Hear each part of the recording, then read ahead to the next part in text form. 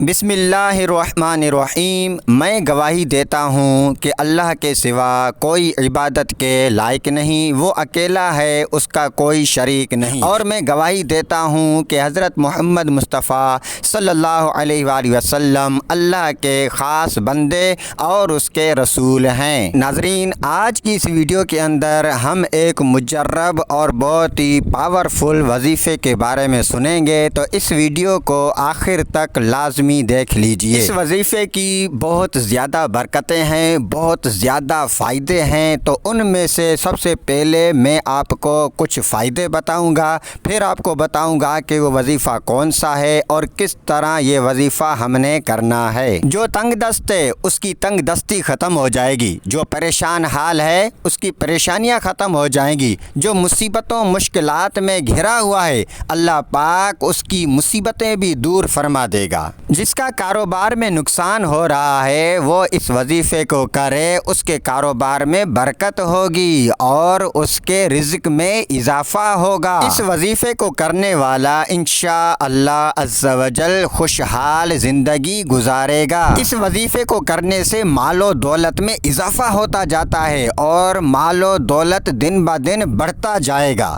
اس وظیفے کو پختہ یقین کے ساتھ کریں، پھر اس کے کمالات آپ اپنی آنکھوں سے دیکھیں گے۔ تو ناظرین، اب آئیے میں آپ کو وہ وظیفہ بتاتا ہوں، توجہ کے ساتھ سن لیجئے۔ وہ وظیفہ ہے اللہ پاک کے 5 اسماء مبارکہ، یا اللہ، یا رحمان، یا رحیم، یا حنان، یا منان۔ ناظرین، یہ اسکرین پر بھی آپ کو اللہ تعالیٰ کے 5 نام مبارک نظر آ رہے ہوں گے، تو اس کا اسکرین شاٹ نکال کر اپنے سامنے رکھیں اور وہاں سے پھر آپ پڑھتے جائیں تو آپ کو پڑھنے میں آسانی ہوگی۔ یا اللہ، یا رحمان، یا رحیم، یا حنان، یا منان۔ ناظرین، اس کو روزانہ 313 مرتبہ آپ نے پڑھنا ہے، اور جب بھی دعا مانگیں، نماز پڑھنے کے بعد دعا مانگ رہے ہوتے ہیں تو دعا کے اندر بھی یہ الفاظ آپ نے